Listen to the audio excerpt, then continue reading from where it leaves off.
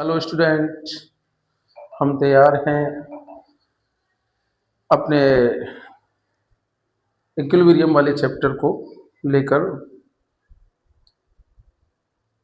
और यहाँ पर हम विशेषकर जो बात करेंगे आगे की, पार्ट फर्स्ट में हमने भौतिक साम्यावस्था को सीखा था। कुछ एग्जाम्पल दिए हुए हैं। टीचर्स ऑनलाइन बहुत मिल जाएंगे, लेकिन एनसीईआरटी को लेके और उसको समझाने वाला टीचर्स बहुत ही कम, रेयर हैं। और सच्चाई यही है, आज तक नेट, आईआईटी या कंपटीशन एग्जाम के लिए एनसीईआरटी का बोलबाला रहा है। एनसीईआरटी अपने आप में पावरफुल वैल्यूज रखती है। तो मैं इसी बुक्स को लेके बात करना चाहूँगा कि साम्यावस्था से संबंधित हमने पाठ की प्रारंभिक रूपरेखा को देखा फर्स्ट पार्ट में, जिसमें से हमने भौतिक प्रक्रमों में साम्यावस्था को सीखा था। उसके बाद में हमने भौतिक साम्यावस्था के बाद में हमने बात की थी साम्यावस्था के गुणधर्म, और साम्य गतिक कैसे होता है उसके बारे में भी हमने सीखा था। कुछ एक्सपेरिमेंट भी हमने किताब के अनुसार सीखे थे, और एक गुलबर्ग वागे के नियम से हमने केसी को लिखना प्रारंभ किया था, केसी को हमने लिखना सीखा था। आज की इस वीडियो में, जहां पुराने पोर्शंस में मेरी जो आवाज़ थोड़ी डाउन हो गई, वहाँ बैटरी बैकअप की वजह से वो नहीं हो पाया, तो यहाँ मैम ने आपको समझाया था कि किस तरीके से अब आज मैं पुनः वापस उसी मैटर की बात करूं कि साम्यावस्था, स्थिरांक, भागफल और गिब्स ऊर्जा में क्या संबंध है। तो सिंपल सा है, सिंपल संबंध है और बड़ा प्यारा सा संबंध है। डेल्टा जी बराबर delta G negative plus R L N Q. जब डेल्टा जी 0 हो तो जो भागफल होगा वो केसी के बराबर होगा, ठीक है। और उस कंडीशन में के बराबर एक्सपोनेंशियल डेल्टा जी 0/RT के रूप में निकलेगा, ठीक है। तो यहां पर जब डेल्टा जी जो होगा वो 0 से अधिक है, यानी कि नेगेटिव में यानी धनात्मक है, 0 से अधिक का मतलब धनात्मक है, तो उस कंडीशंस में मुख्य रूप से जो अभिक्रिया होगी वो स्पॉन्टेनियस होगी, ठीक है। कैसी अभिक्रिया रहेगी? स्पॉन्टेनियस रहेगी, ठीक है। आज हम जो बात करेंगे बहुत ही प्यारी सी, बहुत ही साधारण सी बात हम करेंगे, और बहुत ही अच्छा टॉपिक्स जो आपको पढ़ने को मिलेगा। हम बात करें आज के टॉपिक्स की, तो मुख्य रूप से जो आज का टॉपिक है हमारा, वो समझा रहा है कि किस तरीके से रासायनिक साम्य है उसको प्रभावित करने वाले कारक कौन कौन से हैं, ठीक है। रासायनिक साम्य को प्रभावित करने वाले कारकों के बारे में हम आज अध्ययन करेंगे। This is our main topic of today, कि रासायनिक जो साम्य है उसको प्रभावित करने वाले कारक कौन कौन से हैं। समझ लो कि यहां पर हम 5 कारकों की बात करेंगे। सबसे पहला जो कारक रहेगा वो मैं बात करूंगा सांद्रता की,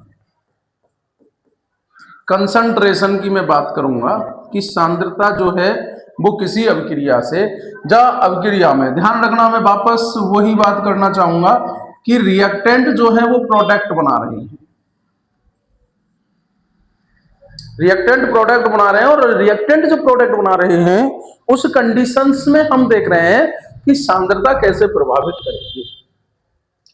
रासायनिक साम्य को प्रभावित करने वाले जो कारक हैं उनकी आज हम बिल्कुल बारीकी से चर्चा करेंगे, अच्छे ढंग से उनको समझने का प्रयास करेंगे। तो सबसे पहला हम सीखेंगे कि सांद्रता कैसे प्रभावित करती है। दूसरे नियम यानी दूसरी जो बात है जो साम्य को प्रभावित करेगा, वो हम ताप की बात करेंगे। नंबर तीसरा हम दाब की बात करेंगे। और नंबर 4, अगर हमने अभिक्रिया में अक्रिय जो गैस मिला दी है, इनर्ट गैस, ठीक है, और इनर्ट गैस क्या होती है?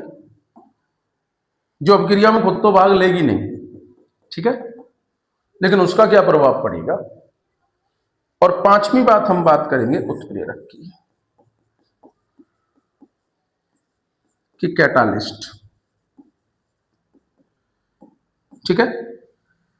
मैं बिल्कुल बारीकी से बात शुरुआत में समझा गया हूं। मेरी दूसरी वीडियो में आपको मैंने समझाया है सक्रिय द्रव्यमान और सक्रिय द्रव्यमान के आधार पर केसी का निर्धारण, ठीक है।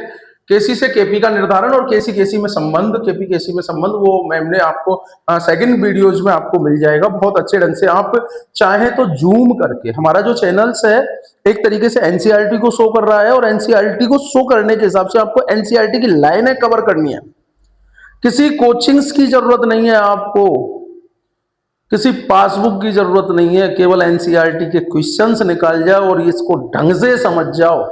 मैं कह रहा हूं कि केमिस्ट्री क्या है, फिजिक्स में भी बायोलॉजी में भी कोई परेशानी नहीं आएगी। अरे वो लोग भी तो एनसीईआरटी से ही पढ़ा रहे हैं, तुम्हारे सामने शो नहीं कर रहे हैं, लेकिन घर पे तो वो वहां से पढ़ रहे हैं, एनसीईआरटी से पढ़ रहे हैं, उसके अलावा अदर टेक्स्ट बुक्स पढ़ रहे हैं। फाइनली मैं किसी की बुराई नहीं करना चाहूंगा, हर किसी का तरीका अलग है, लेकिन यहाँ हम सीधी सीधी एनसीईआरटी, जिस बुक्स को आप अपने बोर्ड्स में पढ़ रहे हो या जिस एग्जाम की आप प्रिपरेशन कर रहे हो, और एनसीईआरटी के बिना अधूरा है मामला। आज तक कोई आईएएस नहीं बना जिसने एनसीईआरटी नहीं पढ़ी, ठीक है। एनसीईआरटी बुक्स है, एनसीईआरटी बुक्स में आपको बहुत अच्छे ढंग से बहुत ही प्यारी बातें समझाई गई हैं। एक एक एग्जाम्पल, एक एक लाइन को मैं क्लियर करने का जज्बा रखता हूं, और आप मेरे साथ कोशिश करें। घर पर भी आप अगर वीडियो देख रहे हो तो उसको यूट्यूब पर वीडियो देखोगे तो जूम कर सकते हो। आजकल डाटा की कमी नहीं है, डाटा तुम्हारा वैसे ही वेस्टेज जाता है। डाउनलोड करके उसको जूम करके, पॉज करके, स्लो मोशंस में देख के, फास्ट करके, तो वो आप आराम से एक एक दो दो बार अपने खुद के नोट्स बना सकते हो। नोट्स कभी भी किसी दूसरे के बनाए हुए पे विश्वास मत करो, जो खुद आप लिखते हो वो नोट्स हैं असली। वो नोट्स हैं आपके जो खुद समझ के जो आप लिखोगे, वो नोट्स हैं असली नोट्स, ठीक है। Let's start. साम्य को प्रभावित करने वाले कारक, ओके। साम्य को मुख्य रूप से जो प्रभावित करने वाले कारक हैं, जिनमें से मैं इन कारकों की बात करूं, सांद्रता की, ताप की, दाब की, इसको एक नियम समझाता है। एक वैज्ञानिक हुए थे लासातेलिए। लासातेलिए ने एक नियम दिया, और नियम क्या दिया उन्होंने? बड़ा प्यारा सा नियम दिया, ठीक है। मेनली साम्य को प्रभावित करने, यानी कि हमें जो अभिक्रिया जो हमारी हो रही है, जो हम जो रिएक्टेंट से प्रोडक्ट बनाना चाह रहे हैं, हमारा काम ये होना चाहिए कि प्रोडक्ट हमको ज्यादा से ज्यादा मिले औद्योगिक प्रक्रम में। अरे ज्यादा प्रोडक्ट मिलेगा, बिल्कुल सीधी सी बात है, हमारी अभिक्रिया ज्यादा उत्पाद बनाएगी। दूसरी बात कि उसमें लागत कम लगे। अब लागत कम का मतलब, अब तुम्हें ऐसा ही लगता होगा प्रेशर बढ़ाने के लिए। अब मैं कहूँ कि इस कमरे में मुझे यहाँ पर मेरे पास प्रेशर एक एटीएम से बढ़ाकर 5 एटीएम करना है, तो मुझे पता है 12 घंटे मुझे बिजली चाहिए दुनिया भर की, और बिजली से प्रेशर बनेगा, प्रेशर तब जाके बढ़ेगा, ठीक है। प्रेशर बढ़ाने के लिए समझ लो, अब प्रेशर बढ़ाऊंगा वहां एनर्जी, ये तो ऐसी कंडीशंस होनी चाहिए कि जहां पर हमको सबसे ज्यादा अगर ये चीज हमको मिल रही है, तो समझ जाओ कि हमारी अभिक्रिया साम्य को क्रॉस कर गई है, ठीक है। तो साम्य को कौन कौन चीज प्रभावित करेगी? मुख्य रूप से हमें देखो अभिक्रिया में क्या चाहिए।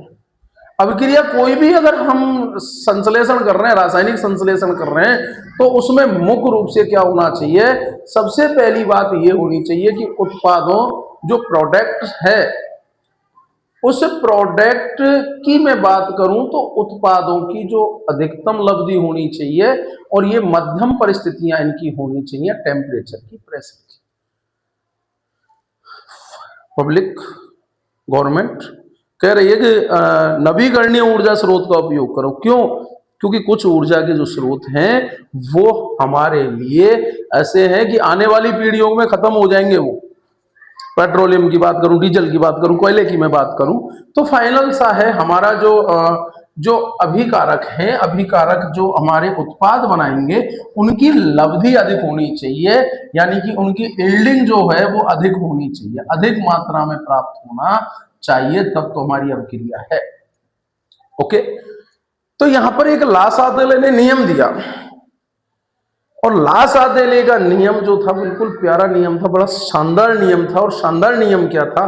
सिंपल से शब्दों में अगर हम समझें कि कोई व्यक्ति विशेषकर माना कि कोई बैलेंस बना रहा है, माना कि इस तराजू पर बैलेंस वो व्यक्ति बना रहा है और वो व्यक्ति खड़ा हुआ है, ठीक है। अगर वो व्यक्ति बैलेंस बनाना चाह रहा है और वो खड़ा हुआ है वो व्यक्ति, तो फाइनल सी समझो कि उसको बैलेंस बनाने के लिए अगर माना इधर प्रेशर है तो वो इस साइड में गिरने की संभावना रहेगी, उसकी गिरेगा वो। अब क्या करेगा? उसको इधर से गिरने के लिए दाब किधर लगाना पड़ेगा? इधर लगाना पड़ेगा, इस पैर पर दाब लगाना पड़ेगा। यही सातेलिए का नियम है। This is the rules of the law Chatelier. और ला सातेलिए का जो नियम है वो बिल्कुल परफेक्ट तीन चीजों को अच्छे ढंग से समझा रहा है। सांद्रता के प्रभाव को वो समझा रहा है, दाब के प्रभाव को समझा रहा है, और ताप के प्रभाव को समझा रहा है, ठीक है। अब कैसे समझा रहा है वो? बिल्कुल वास्तव में बहुत अच्छा नियम दिया। और नियम क्या दिया था बिल्कुल बारीकी से आप एनसीईआरटी के अनुसार पढ़िए कि वो नियम क्या था, ठीक है। कि किसी भी निकाय की जो साम्य अवस्था है, अगर किसी भी निकाय की मैं साम्य अवस्था की अगर मैं बात करूं, तो जो साम्य अवस्था है, किसी भी निकाय की साम्य अवस्था परिस्थितियों को निर्धारित करने वाले कारक, इक्विलिब्रियम को कौन निर्धारित कर रहा है? या तो कंसंट्रेशन निर्धारित कर रही है, दूसरी टेम्परेचर निर्धारित कर रहा है, और तीसरा मैं प्रेशर की बात कर रहा हूं, प्रेशर निर्धारित कर रहा है।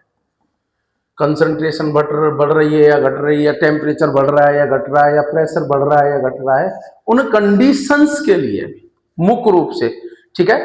अगर इनमें से किसी में भी परिवर्तन हो रहा है तो साम्य अवस्था उस दिशा की ओर भागेगी जिधर निकाय पर लगा हुआ प्रभाव बहुत ही कम या समाप्त हो जाए। बिल्कुल ला सातेलिए का नियम है, बहुत ही प्यारा सिद्धांत है, बिल्कुल अंडरलाइन करके लिख लेना कि जब भी साम्य अवस्था को प्रभावित करने वाले कारकों को हम पढ़ेंगे तो उनमें से कारकों को लिख के 4-5 जो हमारे कारक थे उनमें से सबसे पहली कंडीशन कि किसी निकाय पर, निकाय की साम्य अवस्था की परिस्थितियों को जो कारक निर्धारित करेंगे अगर उनमें परिवर्तन हो रहा है तो अभिक्रिया उस दिशा में या साम्य अवस्था उस दिशा में अग्रसर होगी जो कि उसका विरोध हो। अगर मैं एक झापड़ तुम में मार दूं तो तुम विरोध करोगे मेरा कि सर क्यों मारा, क्यों मारा? तो यही ला सातेलिए के नियम है। अगर माना कि अभिक्रिया को मैंने माना कि सांद्रता में बढ़ा रहा हूं तो साम्यावस्था का मामला है, अभी मैं पूरी व्यक्तिगत बात करूंगा कि साम्यावस्था पर सांद्रता का क्या प्रभाव पड़ेगा। तो सबसे पहले आपको ला सातेलिए का नियम है। तो अगर मैंने माना कि मेरे पास में 100 मोल क्रियाकारक के थे, अब क्रियाकारक से 100 मोल पर कुल मिला के जो अब क्रिया जो बनेगी वो 50 मोल पर माना कि साम्यावस्था अगर बन रही है और मैंने फिर भी यहाँ पर सांद्रता को बढ़ा दिया तो क्या प्रभाव पड़ेगा? अगर इधर की सांद्रता बढ़ी है तो यहां पर भी सांद्रता बढ़ेगी, यानी कि अभिक्रिया किधर जाने का प्रयास करेगी, ये सांद्रता का प्रभाव है फाइनली, ठीक है। यानी पूरा जो सिस्टम है, क्लोज जो सिस्टम है, निकाय, निकाय का मतलब जो बॉडी है, बॉडी जहां पर प्रयोग किया गया है जिसे सिस्टम कहेंगे, उस सिस्टम पर मुख्य रूप से होगा क्या? होगा वही, क्या होगा? वही होगा जो एक तरीके से हमारा जो प्रभाव है वो कम होना चाहिए। क्या होना चाहिए? कम होना चाहिए वो प्रभाव, ठीक है। अगर वो प्रभाव हमारा कम है तो वो हमारा ला सातेलिए का नियम कहलाएगा। बहुत सारे क्वेश्चंस यहां से देखने को मिलते हैं, ठीक है। और किस तरीके से, तो लास आते लिए का नियम बिल्कुल इजीली समझ में आ गया होगा। अगर मैं पैर के ऊपर बैलेंस बना के लटक रहा हूं, अगर इस साइड में गिर रहा हूं, ठीक है, तो मुझे गिरना है इस साइड में, अगर थोड़ा सा प्रेशर लग गया तो मुझे इधर प्रेशर लगाना पड़ेगा।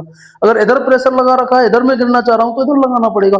यानी कि तराजू को मुझे बैलेंस्ड करना है, और बैलेंस करने के जो नियम्स है वो एक तरीके से वैज्ञानिक ने दिए थे, और उन वैज्ञानिक का नाम था ला सातेलिए। ठीक है, क्या नाम था उनका? ला सातेलिए। ला सातेलिए का नियम बहुत ही ज्यादा, बहुत ही इफेक्टिव है। ठीक है, फाइनल सी बात अगर हम करें, इधर देखें, मुख्य रूप से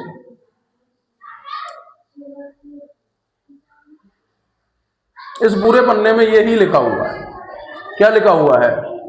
फाइनल सा है, N2 और H2 से अमोनिया बन रही है हॉवर विधि से। कौन सी विधि से बन रही है? हॉवर विधि से अमोनिया का निर्माण हो रहा है। N2 ने H2 से क्रिया की है, और N2 और H2 क्रिया करके 2NH3 बना रही है। तो ध्यान रखना, ये कौन सी विधि है? हॉवर विधि है। ठीक है, हॉवर प्रक्रिया में कुल मिला के, ठीक है, विश्व में अमोनिया का वार्षिक उत्पादन 100 मिलियन टन है, और इसका उपयोग सबसे ज्यादा कहां हो रहा है? उर्वरकों में हो रहा है। Ammonia, use of ammonia, NH3 का सबसे ज्यादा उपयोग, NH3 का सबसे ज्यादा उपयोग कहां हो रहा है? उर्वरक बनाने में हो रहा है। और उर्वरकों के निर्माण में जब इसका हो रहा है उपयोग, तो सपोज करो जितने भी पेड़ पौधे हैं उनके लिए आप लोग उर्वरक देते कि नहीं देते? देते, बिल्कुल बारीकी से कन्फर्म है।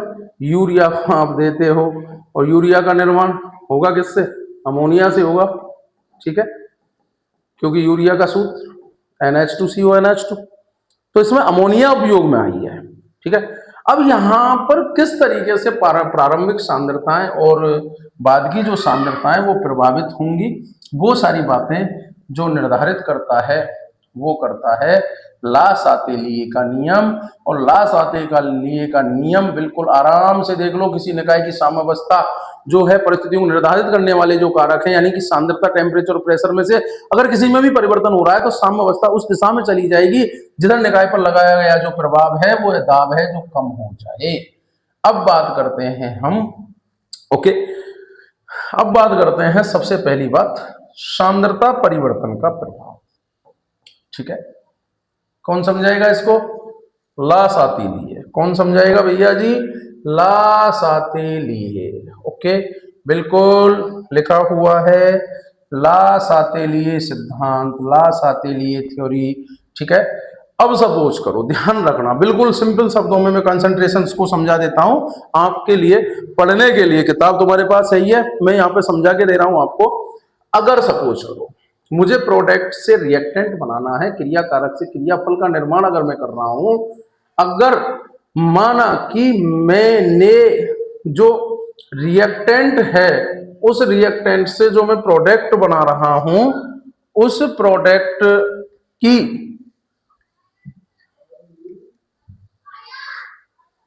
सॉरी, एक बार मैं वापस जाना चाहूंगा कि यहां पर सांद्रता का प्रभाव कैसे पड़ेगा, और सांद्रता का प्रभाव कैसे पड़ेगा उस चीज को देखने के लिए फाइनल सा, माना कि कोई अभिक्रिया हो रही है, और कोई जो अभिक्रिया जो हो रही है उस अभिक्रिया में क्रिया कारक से यानी कि रिएक्टेंट से प्रोडक्ट का निर्माण हो रहा है।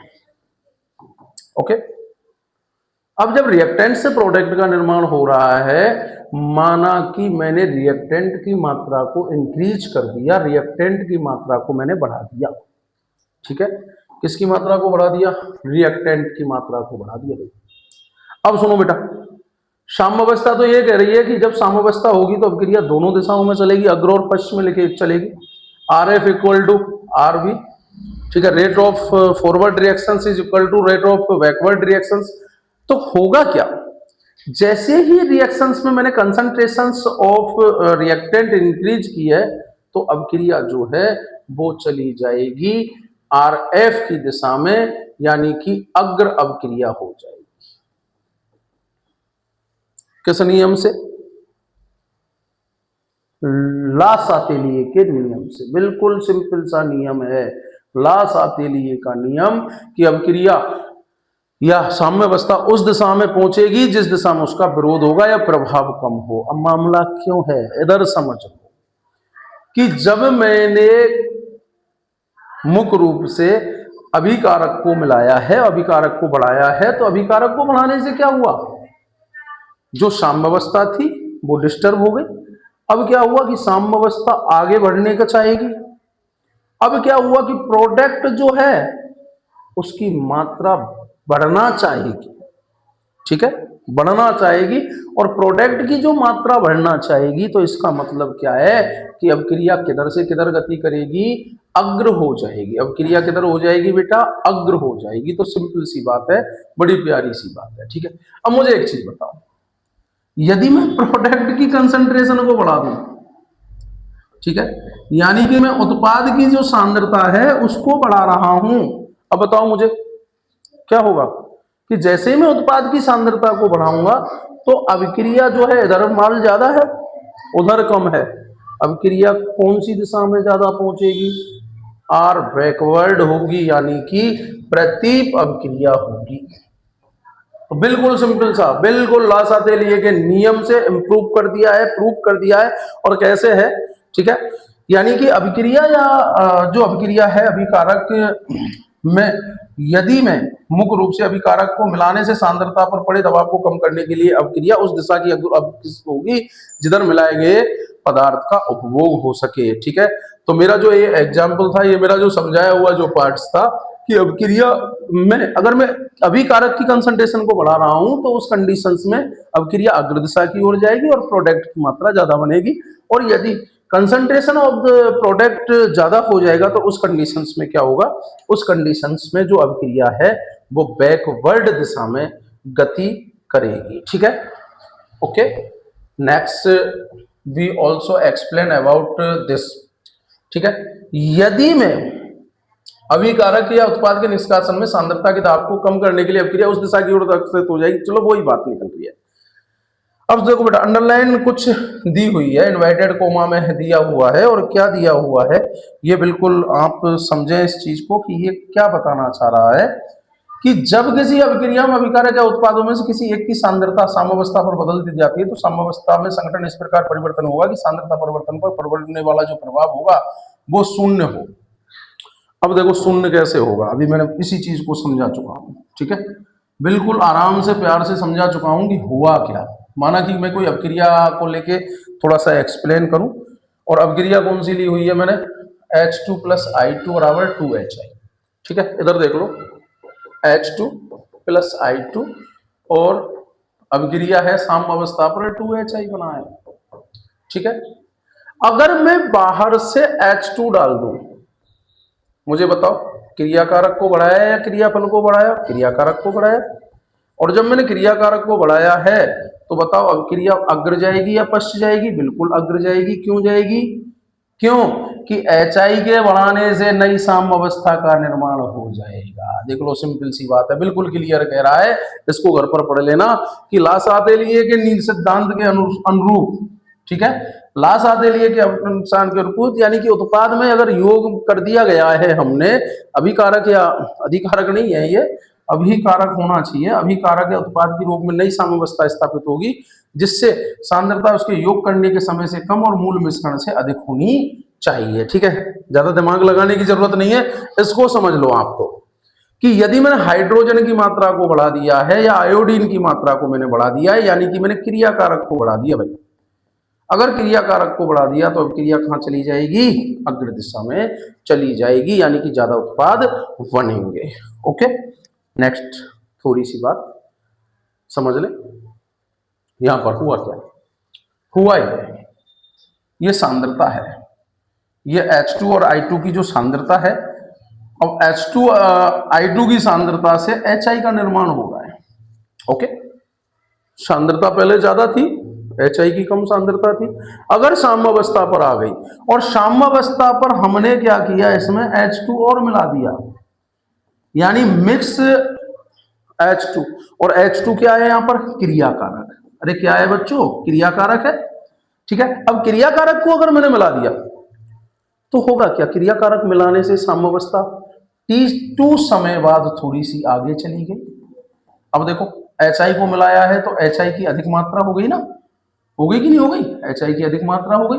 अब देखो इन तीनों स्थितियों को सामने जो बनेगा वो आगे खिसक गया। अब आगे खिसक गया तो इसका मतलब क्या, अब क्रिया किधर जाएगी, आगे जाएगी। अब क्रिया नेक्स्ट दिशा की ओर जाएगी।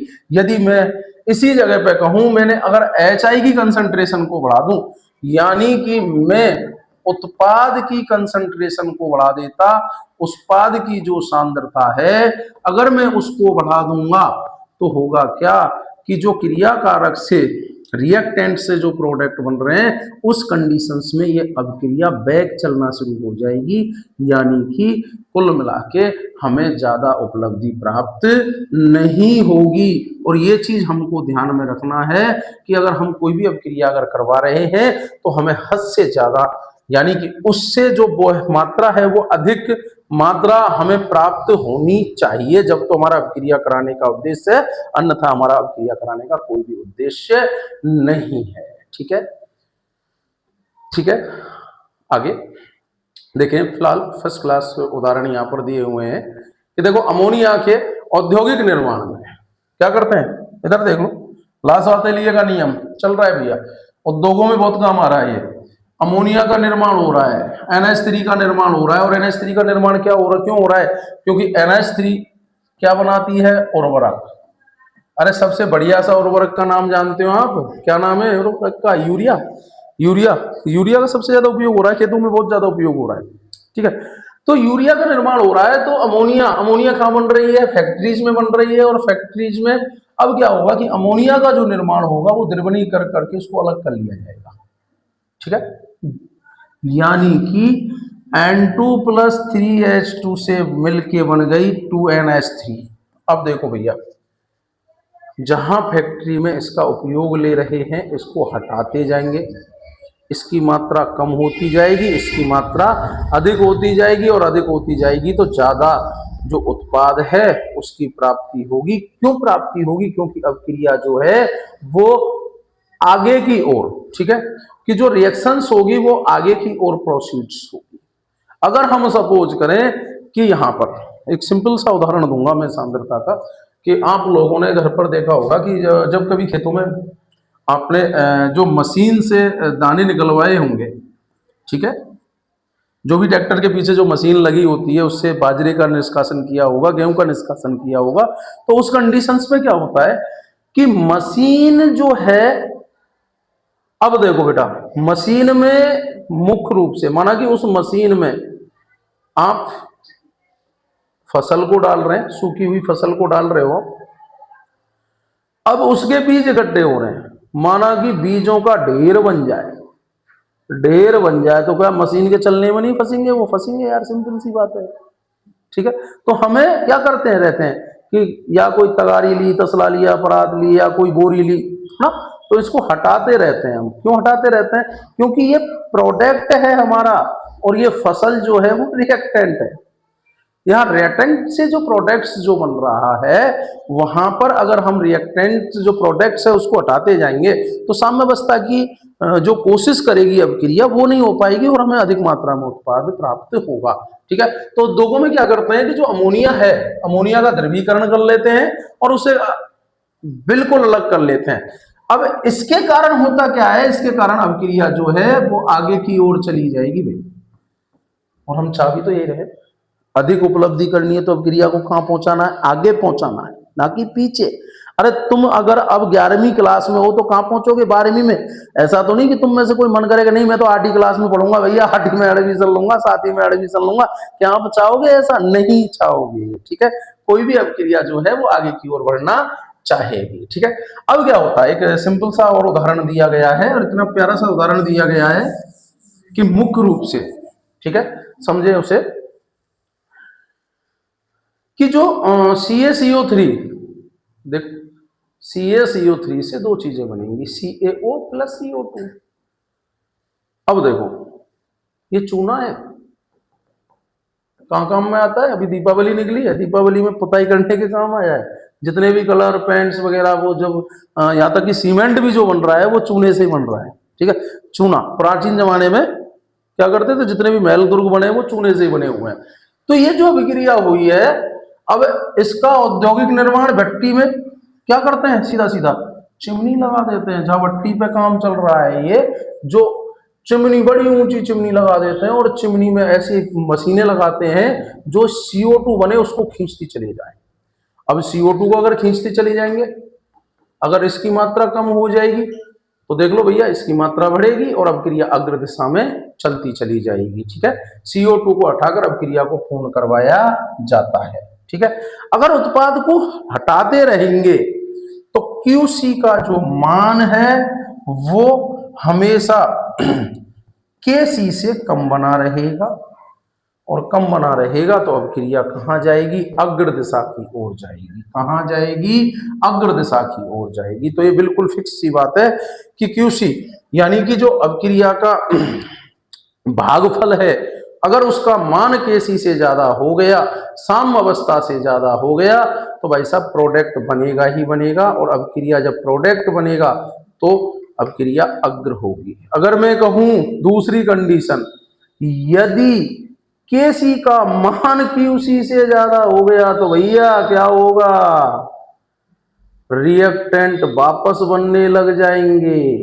ठीक है, और जब QC बराबर KC के हो जाएगा तो अभिक्रिया रुक जाएगी, ना तो कोई प्रोडक्ट मिलेगा ना ही हमको रिएक्टेंट मिलेगा, काम यानी कि इक्विलिब्रियम में हो जाएगी। ओके, बिल्कुल सिंपल सा NCERT में एक और उदाहरण समझाया गया है, अच्छे ढंग से समझ में आ गया होगा, सांद्रता परिवर्तन का प्रभाव। ओके, बिल्कुल मैंने जो शुरुआत में बात करी थी कि सांद्रता किस प्रकार से प्रभावित करेगी। ठीक है, अब देखो सांद्रता का एक प्रयोग दिया गया है। हाँ, ये प्रयोग बेटा आयनों के आयनिक साम्यावस्था को समझने के लिए भी, जब आयनों की हम साम्यावस्था की बात करेंगे तो उसे आयनिक साम्यावस्था कहेंगे। अभी 10 मिनट बाद में उसी शब्द पे आऊंगा, आयनिक साम्यावस्था होती क्या है। ठीक है, अब देखो बच्चों, सांद्रता का एक प्रयोग दिया गया है, यानी कि ये पीला रंग था और ये रंगहीन था और ये गाढ़ा रंग बन गया भाई। ओके, परख नली में ये इसको पढ़ लेना, आयरन नाइट्रेट विलयन की कुछ बूंदे डाल के थायोसाइनेट विलयन में डालकर हिलाने पर ये विलयन जो है वो लाल रंग का हो जाता है भाई। ठीक है, दोनों विलयनों को अगर हम मिलाएंगे, किस किस के विलयन को, FeNO3 का उल्ट्राइज, फेरस नाइट्रेट के विलयन को। और अब देखो साम्यावस्था स्थापित होने पर रंग की तीव्रता जो है वो स्थिर हो जाएगी अभिकारक उत्पाद की साम्यावस्था मिलाने से। ठीक है, अभिकारक उत्पाद की अपक्रिया की साम्यावस्था पर मिलाने से साम्यावस्था को अग्रिम और प्रतिप दिशाओं में इच्छानुसार विस्थापित कर सकते हैं। बात आ रही है समझ में? अगर मैं इसकी सांद्रता को मिलाऊं, बढ़ाऊंगा, ओके, तो क्या हो जाएगा कि उसका रंग पीला हो जाएगा, तो ज्यादा पीला हो जाएगा, यानी कि अपक्रिया में ये बन रहा है।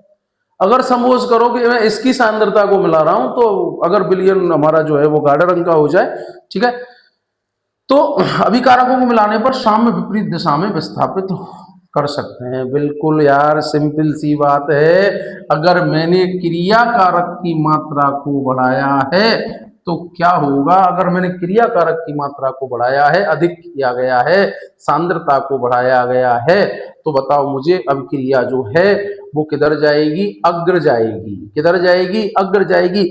यदि मैंने क्रिया कारक की सांद्रता को कम किया है तो खुद बता दो यार, अब क्रिया कहां जाएगी, पश्च जाएगी, यानी कि बैक में संभावना रहेगी ज्यादा। ठीक है, यही एग्जाम्पल दिया गया है। आगे जो ऑक्सोलेट आयंस होते हैं उनसे संबंधित। ओके, रंग में कमी, और रंग में कमी क्यों हुई इसको समझ जाना, परफेक्ट। ठीक है, लाल रंग की तीव्रता में ये उत्पाद को बता रहा है, ओके, और पीला रंग जो है वो क्रिया कारक को बता रहा है। अगली बात, अब बात परिवर्तन देखेंगे हम। दूसरा जो परिवर्तन है हमारा है दाब का परिवर्तन। किसका परिवर्तन है भैया जी, दाब परिवर्तन। कि दाब किस प्रकार से अभिक्रिया को प्रभावित करेगा। ठीक है, और गैसीय अभिक्रियाओं में जो परिवर्तन होगा उसी को हम दाब परिवर्तन के रूप में पढ़ेंगे। ओके, अब यहां पर होगा क्या, यहां पर जो होगा,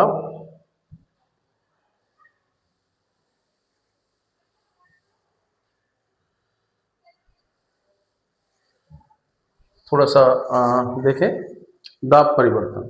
ठीक है, ध्यान रखना बेटा, दाब का प्रभाव अवक्रियाओं में दो प्रकार से हमने पढ़ा था। एक तो होती है समांग अवक्रियाएं।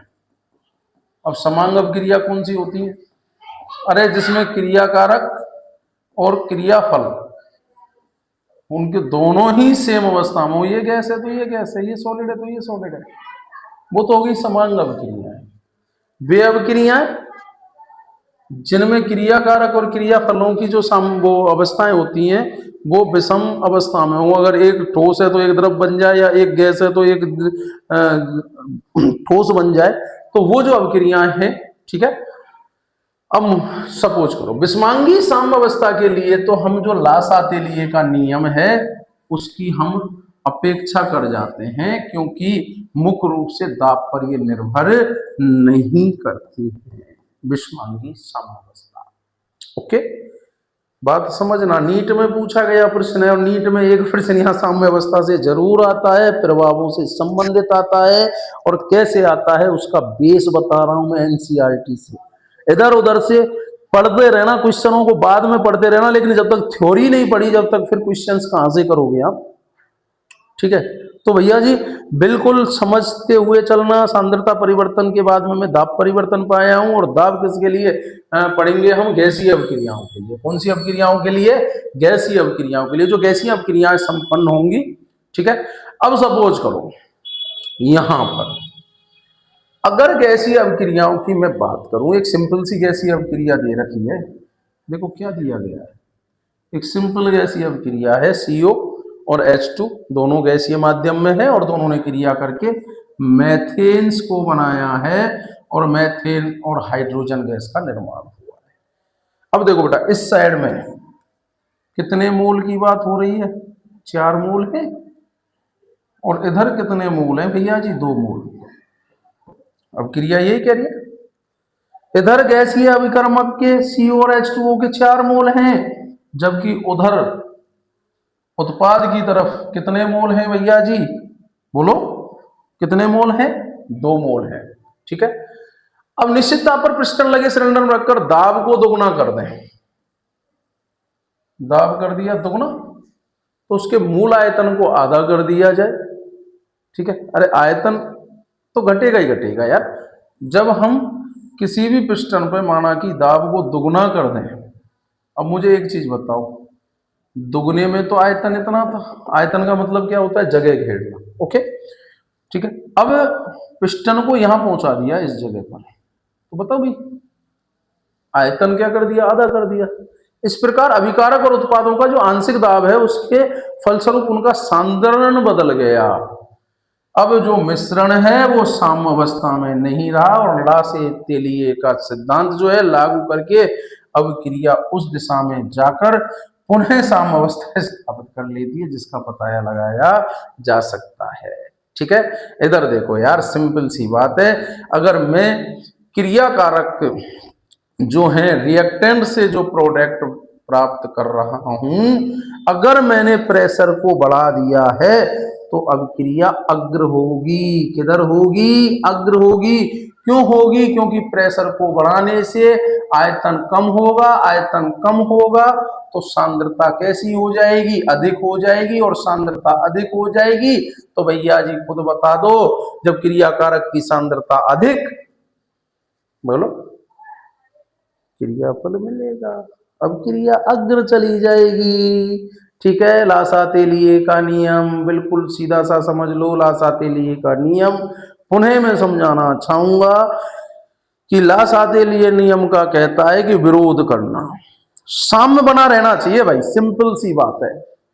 तुम्हें मौज मस्ती चाहिए, लड़के सुसाइड कर जाते हैं कोटा वोटा तैयारी करके जाने में, लेकिन बेटा तैयारी करने का जब ही मजा है जब यहाँ 11वीं और 12वीं क्लास को अच्छे ढंग से पढ़ गए हैं। इसलिए किताबों से जुड़ो, किताबों की एक एक लाइन को पढ़ो, समझो, एक बार नहीं 2 बार समझो। और तुम्हारे लिए तो अब और एक अच्छा प्लेटफॉर्म में दे रहा हूं आपको। शायद ऑनलाइन कोचिंग्स के इतिहास में आज तक ऐसा नहीं आया होगा। यूट्यूब पर मैं बिल्कुल सेवा कर रहा हूं, मैं नहीं हूं बट यू हूं। राष्ट्रीय सेवा की भावना है मेरी, और ड्यूटी के बाद में मैं मेरी राष्ट्रीय सेवा की भावना को बच्चों के लिए समर्पित करना चाह रहा हूं, क्योंकि पता नहीं मेरा जीवन जन कितना है, कितनी साल मुझे जीना रहे, लेकिन आप जैसे बच्चे देख के कम से कम, ठीक है। नॉट मी बट यू, बिल्कुल स्लोगन लिखा हुआ है, मैं नहीं हूं तुम हो। ओके, बिल्कुल सीखने का प्रयास जारी रखें। अगर हमने प्रेशर को बढ़ा दिया है तो बता दो भैया अब क्रिया किधर जाएगी, अग्र। अगर मैं तुमसे उल्टा पूछना चाहूं कि प्रेशर को मैंने डाउन कर दिया है, कम कर दिया है, तो मुझे बताओ कि जो अब क्रिया रहेगी वो किधर पहुंचेगी, पश्च पहुंचेगी भैया। सिंपल सा है। दाब दुगुना हो गया, साम्यावस्था अग्र दिशा की ओर बढ़ गई और अब क्रिया सीधी किधर चली गई, ठीक है। अब इसको हम क्यूसी और के आधार पर भी, भागफल के आधार पर भी समझ सकते हैं। समझ लो, क्यूसी के सी से ज्यादा हो गया तो अब क्रिया अग्र जाएगी, दिमाग में सेट कर लो। यदि क्यूसी बराबर के सी हो जाएगा तो अब क्रिया रुक जाएगी, साम्यावस्था पे रहेगी। और अगर के सी का मान ज्यादा हो गया किससे, क्यूसी से, तो अब क्रिया जो है वो पश्च हो जाएगी, रिवर्ट हो जाएगी। ओके, बिल्कुल सिंपल भी इसमें पढ़ लेना घर पर इस सब क्रिया को बहुत अच्छे ढंग से। ये सीधी कह रही है तो बेटा दो प्रभाव हम बिल्कुल अच्छे ढंग से समझ चुके हैं। कौन कौन से प्रभाव को समझ चुके हैं कि अगर सांद्रता बढ़ेगी, ओके, सांद्रता बढ़ेगी, देख लो यहां पर क्या हो रहा है, ये वही है, क्यूसी केसी का ज्यादा है तो क्रिया अग्र दिशा में अग्रसर होती है, ठीक है। और जब दाब बढ़ाया जाता है तो अब क्रिया विपरीत दिशा में होती है, क्योंकि अग्र दिशा में मोलों की संख्या जो है वो बढ़ जाएगी। ओके, ठीक है। तो ये प्रैक्टिकली वी में क्यूसी के आधार पर आप समझ सकते हैं उस चीज को। अब देखो बेटा, अक्रिय गैस के योग का प्रभाव, ठीक है। अक्रिय गैस के योग के प्रभाव को हम बाद में देखेंगे। सबसे पहले लात-सातेलिए के नियम पर ताप परिवर्तन के प्रभाव को और देख लो, ठीक है।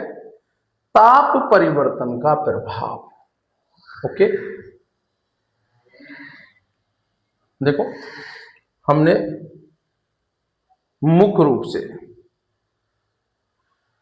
अगर हम बात करें अवक्रिया से, हम जो साम्य है, साम्य किस किस से प्रभावित होता है, अगर हम उसकी बात करें तो हुआ क्या है।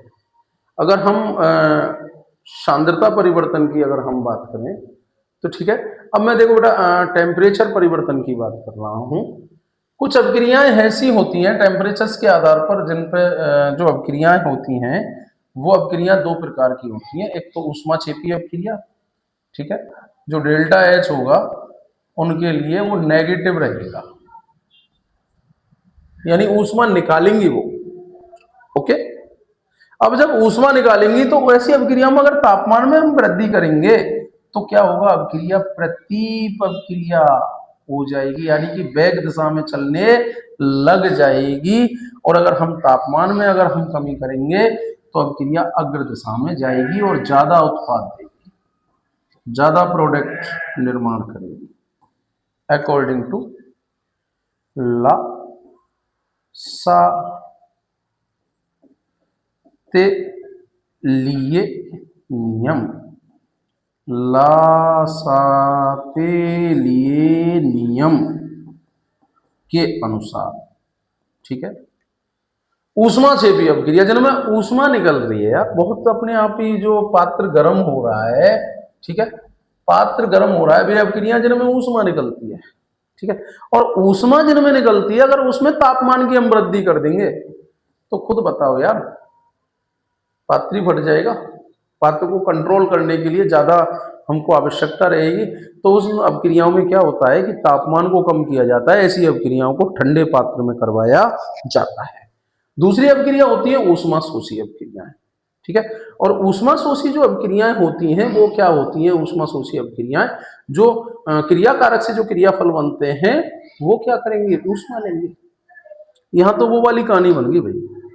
आप एक चीज बताओ, ऊष्मा छेपी, अरे किसी धनी को तुम गिफ्ट दो, कोई पैसे दो तो वो वैल्यू नहीं करेगा, और किसी गरीब को भाई ऊष्मा चाहिए। अब यहां पर अगर मैं टेम्परेचर दे रहा हूं, अगर ऊष्मा शोषी अवक्रिया में अगर मैं तापमान को बढ़ा रहा हूं तो होगा क्या, अवक्रिया जो है वो अग्र दिशा की ओर गति करेगी। खुद आवश्यकता है। अगर कोई भूखा नंगा आदमी है, भूखा अगर कोई रास्ते में पड़ा हुआ है, उसको एक अपने घर का ही भले ही कंबल काम नहीं आ रहा है, उसको तुम फेंकना चाह रहे हो, जलाना चाह रहे हो, अरे दो पकार के उसको उड़ाया हो यार, क्या हो गया? ऊष्मा शोषी। अरे उसको जाड़े के मारे कुकड़ रहा है, तो वो फटा हुआ कंबल काम करेगा कि नहीं करेगा? करेगा ना।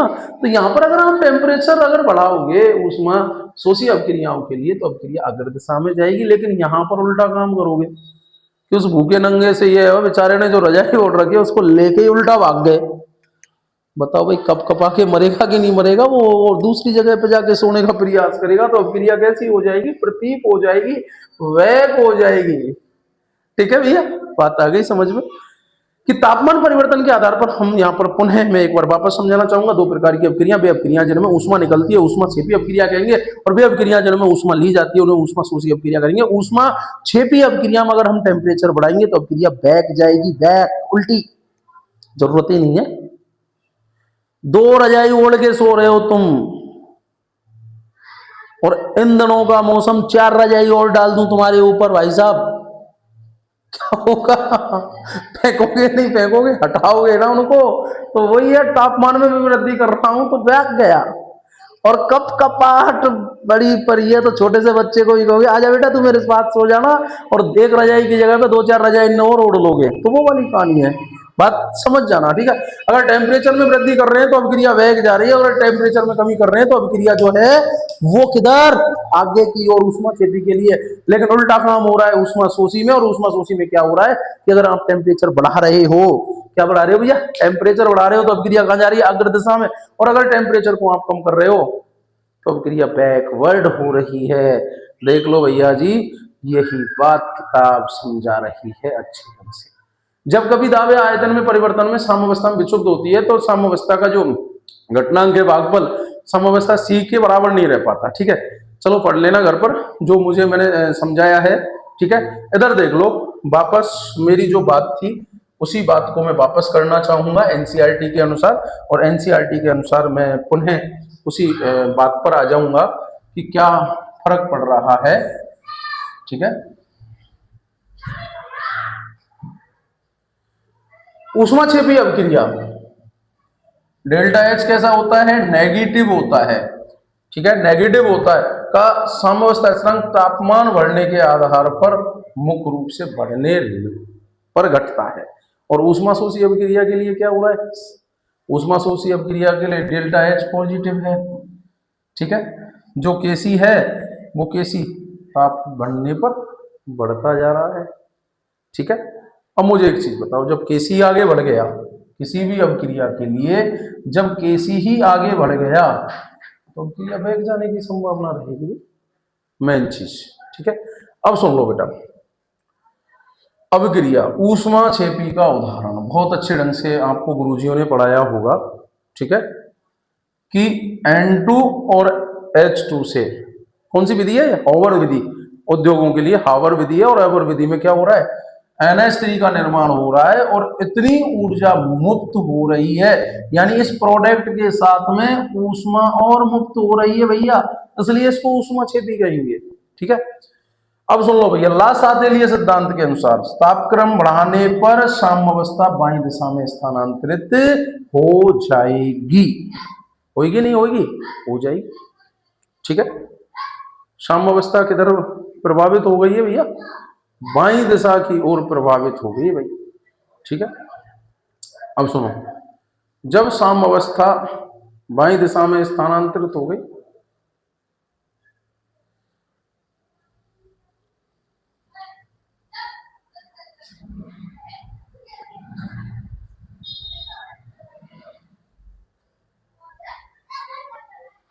दूसरे शब्दों में अमोनिया की साम्यावस्था कम सांद्रता पर कम हो जाती है। दूसरे शब्दों में कम तापमान पर अमोनिया की उच्च लब्धि के लिए उपयुक्त है। ठीक है, बात वही आ गई, अमोनिया का निर्माण कैसी अभिक्रिया थी? एक्सोथर्मिक अभिक्रिया थी, और एक्सोथर्मिक अभिक्रिया में अगर टेम्परेचर बढ़ाया तो हमें ज्यादा उत्पादन नहीं मिलेगा, लेकिन अगर टेम्परेचर को हम डाउन रखेंगे, कम रखेंगे, तो हमें जो प्रोडक्ट है उसकी मात्रा हमको ज्यादा मिलेगी। ओके, ठीक है, अब सुन लो, उत्प्रेरक को भी उपयोग में यहाँ पर लिया जाएगा। मैं उत्प्रेरक परिवर्तन की बात बाद में करूंगा, ठीक है।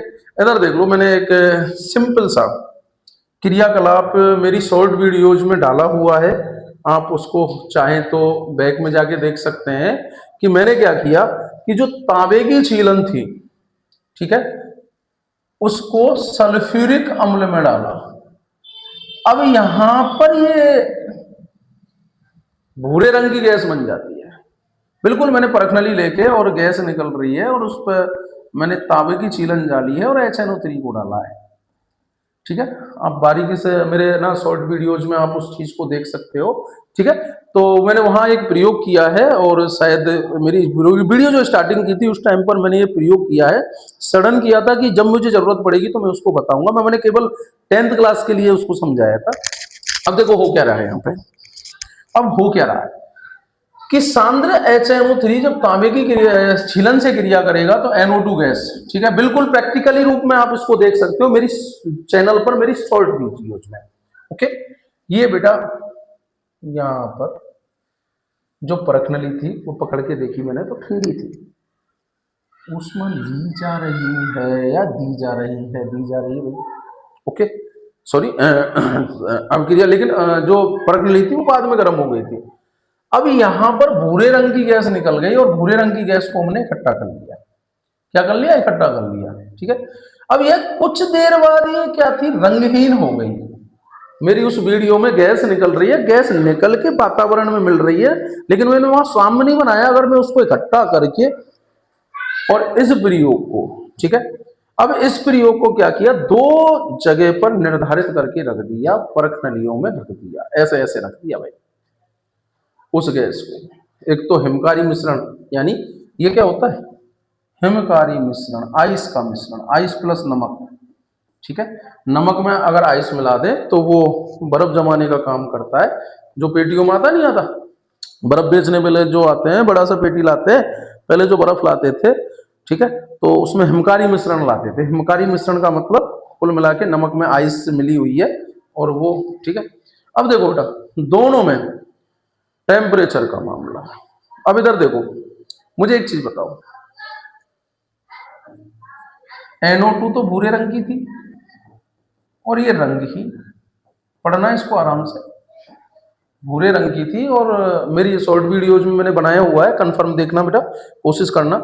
अगर दोनों को मैं कमरे के टेम्परेचर्स पे रखूं, एक को हिमकारी मिश्रण में रखूं और एक को जल पे, यानी कि उबलते जल में रखूं, ये उबलता जल है भैया और ये कमरे के तापमान का जल है, इसमें वाटर है, ठीक है।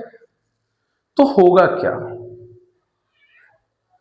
इसकी जो तीव्रता रहेगी वो भूरे रंग की रहेगी, यानी कि यहां पर जो रंगहीन N2O4 है वो बिल्कुल नहीं है, यानी कि क्रियाकारक ही बन गया यहां पर।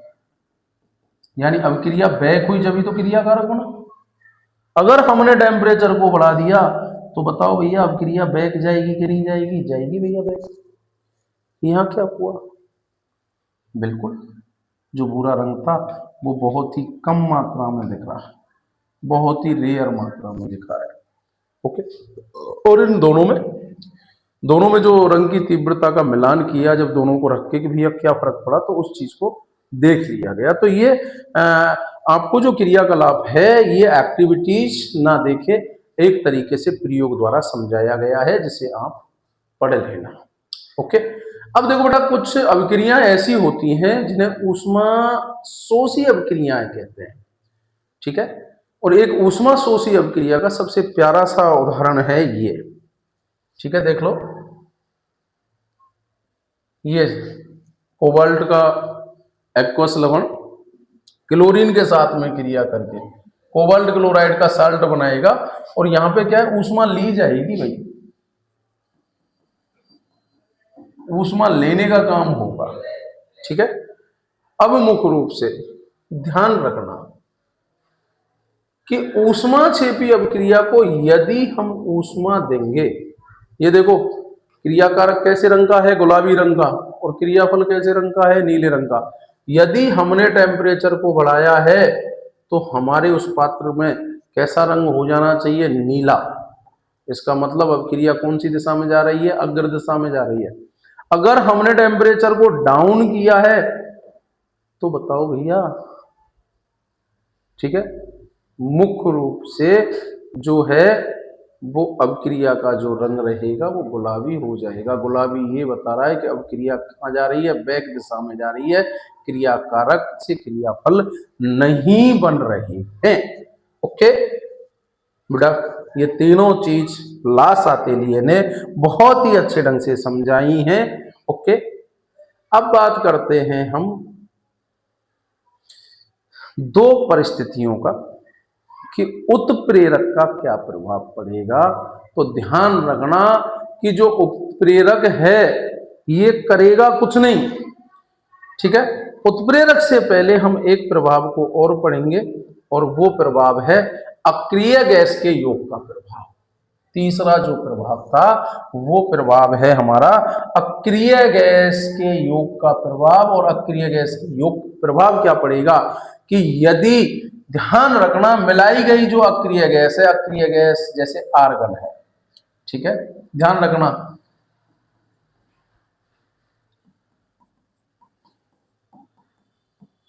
हे नेता और कर्मचारियों जीते रहो, ठीक है, helium, neon, argon, krypton, xenon, radon, यानी आवर्त सारणी में जो 18वां वर्ग है वो अक्रिय गैस का है। अगर सपोज करो, अगर हम अक्रिय गैस मिला देते हैं तो अभिक्रिया की सांद्रता पर और दाबों में कोई परिवर्तन नहीं होगा। और अभिक्रिया भागफल में जो परिवर्तन केवल कब होगा? जब मिलाई गई गैस अभिक्रिया में भाग लेने वाला या तो रिएक्टेंट हो या प्रोडक्ट हो। तो अक्रिय गैस के प्रभाव के योग का कोई भी प्रभाव नहीं पड़ेगा, चाहे क्रिया कारक की तरफ हो चाहे क्रियाफल की हो, जब तक कि जो गैस मिलाई जा रही है वो खुद या तो क्रिया कारक नहीं होगी या क्रियाफल नहीं होगी। अगर मैं इसकी जगह पे कहूं कि CaCO3 में मैं CO2 मिला रहा हूं, समझ जाओ, प्रभाव डालेगी, क्योंकि CO2 क्या है? क्रियाफल, और क्रियाफल जो है अब क्रिया को बैक कर देगा, ठीक है। CO2 की मात्रा, जब भी तो CO2 को निकालते हैं ना कैल्शियम कार्बोनेट से, वो किताब में बताया गया है, बारीकी से बताया गया है, ठीक है। तो बेटा अक्रिय गैस का कोई प्रभाव पड़ेगा क्या? नहीं प्रभाव पड़ेगा। और प्रभाव केवल जब पड़ेगा जब मिलाई गई जो गैस है वो अभिक्रिया में भाग लेने वाला या तो अभिकारक हो या उत्पाद हो। ओके, नेक्स्ट बात, अब सुन लो भैया, सबसे प्यारा सा प्रभाव, सबसे अच्छा प्रभाव और सबसे अंतिम प्रभाव, उत्प्रेरक का प्रभाव, ठीक है। किसका प्रभाव पढ़ेंगे अब हम? उत्प्रेरक का प्रभाव पढ़ेंगे। उत्प्रेरक होते क्या हैं कि ऐसे पदार्थ जो खुद तो काम आते नहीं है अभिक्रिया में, लेकिन क्रिया कारक से जो क्रियाफल है उसको जल्दी बनवाते हैं, ठीक है, वो उत्प्रेरक है। यानी ऐसे पदार्थ जो स्वयं अभिक्रिया में भाग नहीं लेते, लेकिन अभिक्रिया की जो दर है, उसकी जो रेट है, उसकी जो जल्दीपन है, उसको कंप्लीट करवा देते हैं। ऐसे मान लो स्केटिंग देखी होगी, मुझे यहां से वहां पहुंचना है। अब मुझे एक चीज बताओ, मेरे पास में स्केटिंग के पहिए हैं, तो स्केटिंग के पहियों से अगर मैं चलूंगा तो थोड़ा जल्दी पहुंच जाऊंगा। ओके, तो वो उन्होंने जल्दी पहुंचाने का काम किया, ठीक है। अच्छा, ऐसा नहीं, उत्प्रेरक ऐसे भी होते हैं जो अभिक्रिया की दर को कम भी कर देते हैं, लेकिन फाइनली यहाँ पर जो बात बताई गई है कि उत्प्रेरक का प्रभाव क्या पड़ेगा, किस पर प्रभाव पड़ेगा, क्रिया कारक और क्रियाफलों पर क्या प्रभाव पड़ेगा और साम्यावस्था पर क्या प्रभाव पड़ेगा, उसकी हम बात करेंगे। कि उत्प्रेरक जो क्रिया कारक है उत्पादों में परिवर्तन हेतु कम ऊर्जा वाला नया मार्ग उपलब्ध कराते हैं, ठीक है, और अभिक्रिया के वेग को बढ़ा देते हैं। एक ही संक्रमण अवस्था में गुजरने वाले अग्र और प्रतिवर्ती अभिक्रियाओं के वेग को बढ़ा देते हैं, जबकि साम्यावस्था को परिवर्तित नहीं करता है। उत्प्रेरक अग्र और पश्च अभिक्रिया के लिए सक्रियण ऊर्जा जो है उसको समान मात्रा में कम करेंगे। भाई देखिए, अगर मैंने अभिक्रिया में दोनों चीजों को मिलाया है तो रेट ऑफ फॉरवर्ड रिएक्शंस और रेट ऑफ बैकवर्ड रिएक्शंस दोनों को समान रूप से प्रभावित करेंगे, लेकिन साम्यावस्था को जल्दी ही ये स्थापित करवाने का काम कर देंगे, ठीक है। यानी उत्प्रेरक जो होते हैं अग्र और प्रतीप अपक्रिया मिश्रण पर साम्यावस्था संगठन को परिवर्तित नहीं करता। यह संतुलित समीकरण में साम्यावस्था स्थिरांक समीकरण में भी प्रकट नहीं होते हैं। अब बात करते हैं वही अमोनिया वाली बात कि NH3 से का निर्माण हो रहा है। किस किस से हो रहा है? सबको पता है, बार बार मुझे बोलना पड़ रहा है कि नाइट्रोजन से हो रहा है और हाइड्रोजन से हो रहा है। ओके, अब बताओ ऊष्माक्षेपी अपक्रिया है। बताओ भैया, जब ऊष्माक्षेपी है तो मुझे खुद को बताओ, ये ज्यादा टेम्परेचर की आवश्यकता पड़ेगी या कम टेम्परेचर की आवश्यकता पड़ेगी? अभी हम पढ़ के आए हैं टेम्परेचर कम चाहिए। तो उद्योग धंधों में जहां अमोनिया बन रही है वहां तापमान कैसा रखा जाता है? बिल्कुल कम रखा जाता है तापमान। ठीक है, ठीक है। अब तापक्रम को बढ़ाएं तो यहाँ पर मुख्य रूप से साम्यावस्था में अधिक समय लगेगा, जबकि उच्च ताप पर अपक्रिया की दर संतोषजनक नहीं है और लब्धि कम होगी। बात वही है। अगली बात, जर्मन रासायनिक हावर ने दर्शाया है कि अगर मैं Fe उत्प्रेरक को डाल दूं तो अपक्रिया संतोषजनक ढंग से हो रही है, जबकि NH3 की साम्यावस्था की जो सांद्रता है वो संतोषजनक नहीं थी, चूंकि मूलों की संख्या अभिकारक के मूलों की संख्या से कम है। देख लो अपक्रिया को, N2 + 3H2। बोलो भाई, इधर कितने मूल हैं? 4 मूल हैं। उधर 2NH3, यानी कि इधर मूल कितने हैं? 2 मूल। तो खुद बताओ भाई, इधर मूल ज्यादा है उधर मूल कम है। अब लोध प्रेरक की उपस्थिति में डाल दिया। अब सुन लो,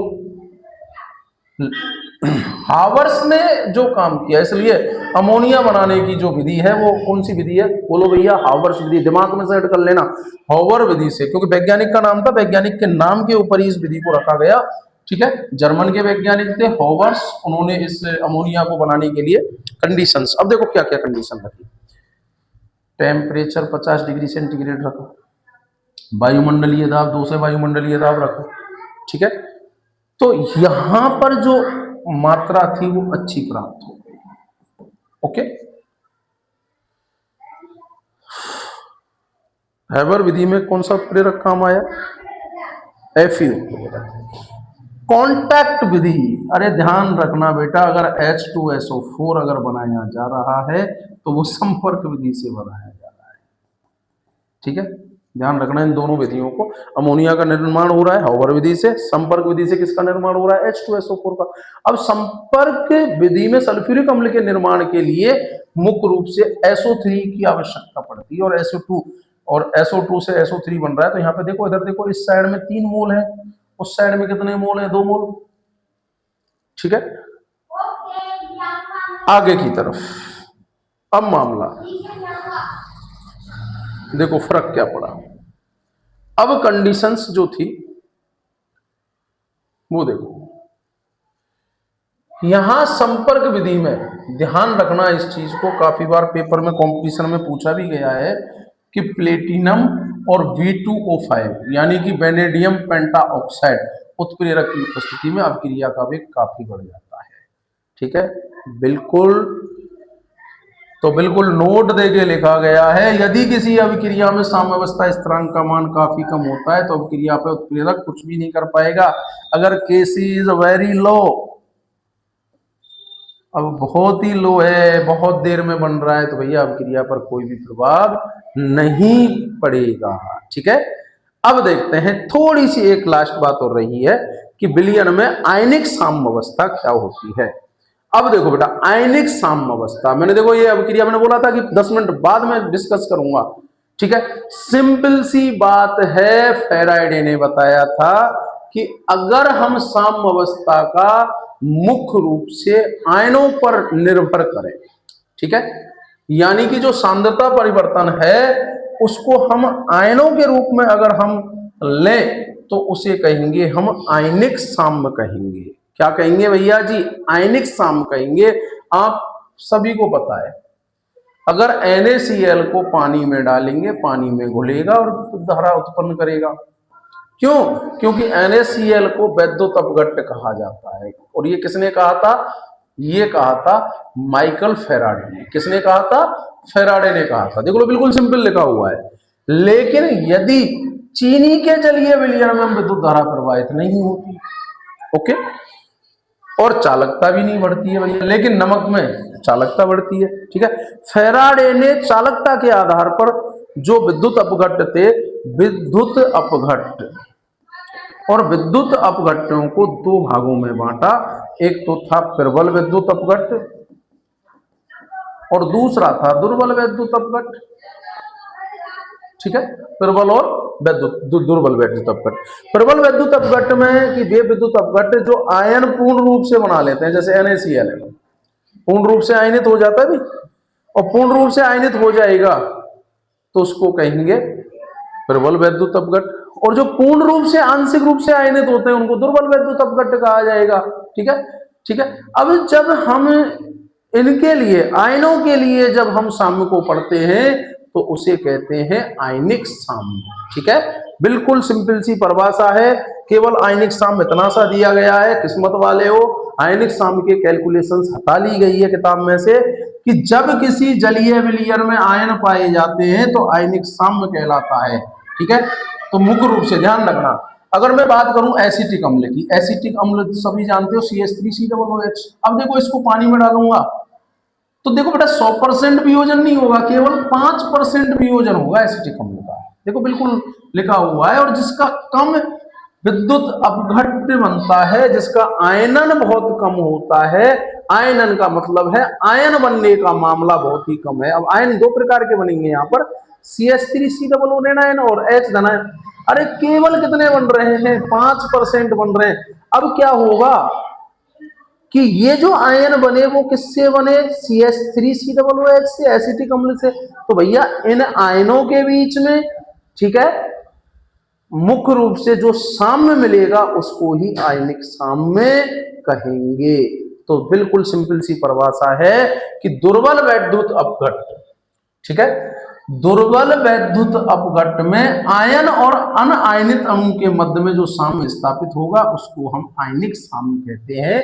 ठीक है, और मुख्य रूप से यहां से आगे ओके आपको मैडम प्रीति यादव अम्ल क्षार लवण के बारे में अच्छे ढंग से समझाएंगे नेक्स्ट क्लास में। Thank you. ठीक है बेटा, अच्छे ढंग से इसको समझ लेना, जो वीडियोज है उसको बारीकी से आप देखने का प्रयास करना।